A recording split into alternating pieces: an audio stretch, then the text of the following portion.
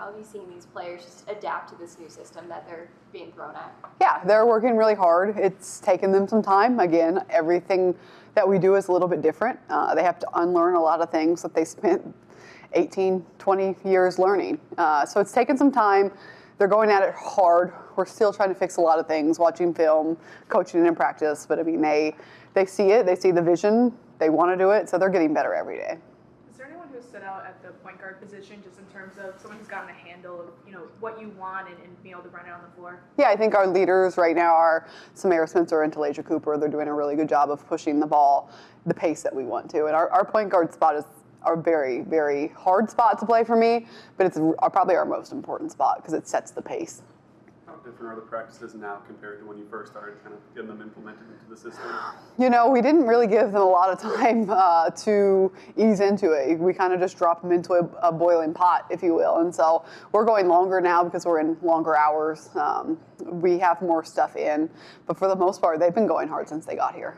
Joel mentioned that you guys have like this whiteboard you use to help keep everyone accountable. Yeah, they love it. Yeah, so how are they responding to that? Oh, they hate it. So we do a whiteboard and we'll have different things that we hold them accountable for every day and we'll give them a mark. And so we just publicly put it up there and hey, this is what needs to be fixed. And sometimes we'll have a consequence. Sometimes we'll just use it as a teaching point. But just making sure that they're self-aware.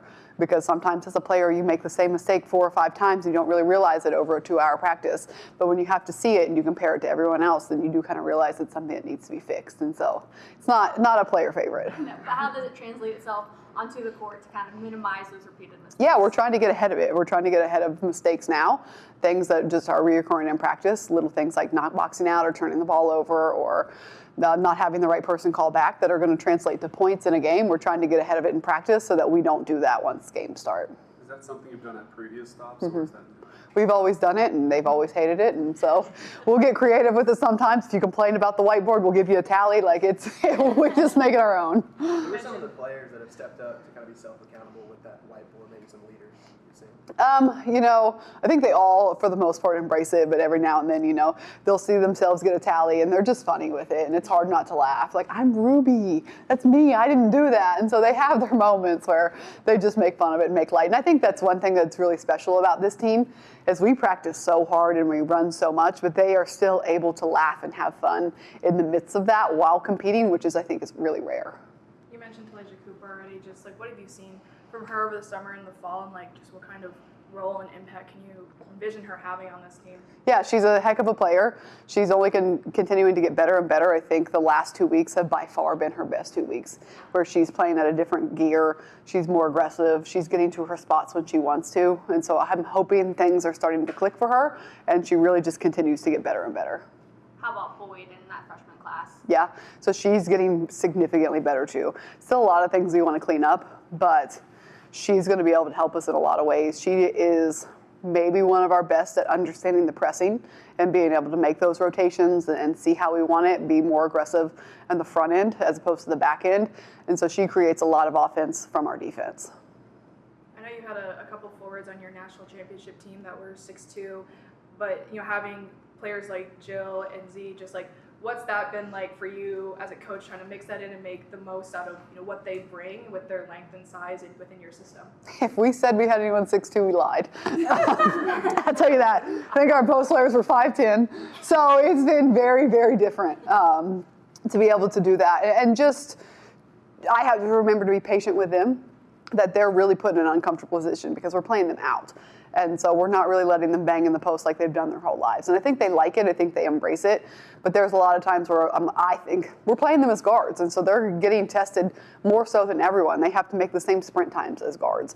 They have to make the same defensive rotations as guards. So they probably have it the worst, and they're doing so well because they're still finding ways to gain us possessions by rebounds, scoring off a pick and roll action. They can both shoot the ball very well from the outside, and they're only going to get stronger the more comfortable they get.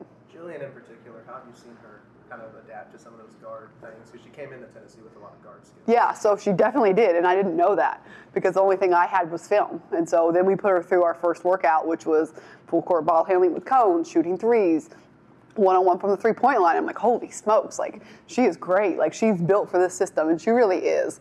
And so she just needs to be a little bit more comfortable pushing through, playing faster. Other than that, she has the skill set 100% to play outside. You said before that you really won the lottery with this group. Can you just elaborate on how, you plan to see them develop throughout the season? Yeah, I think that they have a very high ceiling. I don't think we're anywhere close to it right now, which is good, as you don't really want to be. So they, again, like I said earlier, they compete, they play hard, they're fun to be around. I enjoy walking into practice and being around them, which is not something that every coach gets to do. And again, like our practices aren't just an hour and a half of let's just walk through stuff. We are going at it. We are on them. We are tallying their mistakes. We are running them for their mistakes. We are on them at all times. And so they're just embracing it really, really well. And hopefully we can just keep that up when games get here.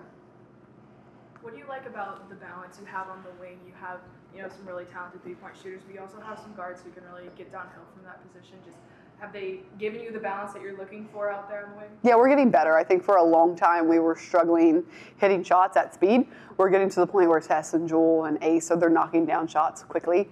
And so that's good. And so it opens up driving lanes for our drivers. And our drivers are doing a really good job of creating those shots for those players. And then we have a nice mix of like Samara and Ruby and Talasia that can do both. And so I do like the balance on that end, which is so important to what we do. Have you been able to get to Neyland yet to see a football game? We have been on the road recruiting heavily. So we will have two big, really, really big visits coming up for the next two. And we have a lot of great players in, so I'm really looking forward to it.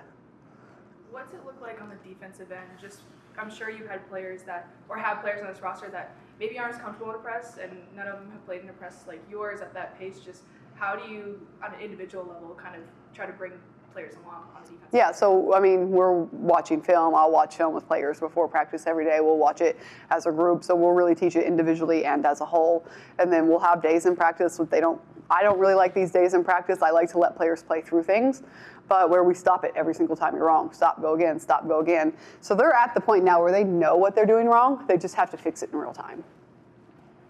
I've been kind of dying to ask you. Sorry, I don't. If anyone else, do you know like Joe Mazzola? Like, when you guys were assistants at Glenville, were you friends at that time? Yeah, it's kind of crazy.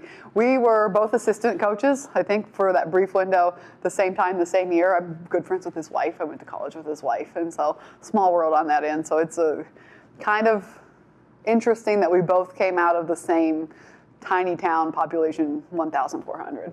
What is it about Glenville that you guys have similar career arcs in terms of really finding success, making a huge jump early in career? Just, is there something about Glenville State that produces these coaches? I think Glenville State is a phenomenal place to be when it comes to sports. It's a great sports town.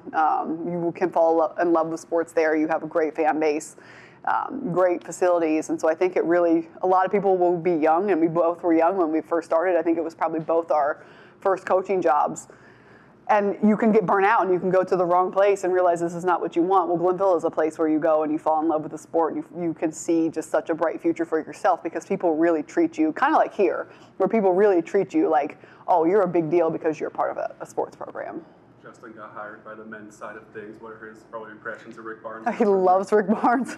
And he'll just come home and he'll just be so amazed at the type of coach that Rick is, about how he is always on them, the standard that he holds them to, and just the way he coaches. And it's been really, really helpful for me, honestly, to come back and hear what's going on that side of the gym. Taking any pointers and bringing it over to Lady Vols then? Yeah, there are some times where I'm like, okay, well then I don't feel so bad for, keeping tallies on a whiteboard. Like other people are holding a standard as well. And from everything I have heard about Coach Barnes, his standard is elite and he'll never waver from that. I'm a little bit different on that end where I will let them play through mistakes. But it just really confirms that, all right, like he's a Hall of Fame coach. He made it to the Elite Eight. He's right next door. Like, we're all right. Has he given you a specific piece of advice since you've been here that's maybe stuck with you with your own team? Not that it pops to my mind, no. All right, thank you, Coach. Thank you, guys. Thank you.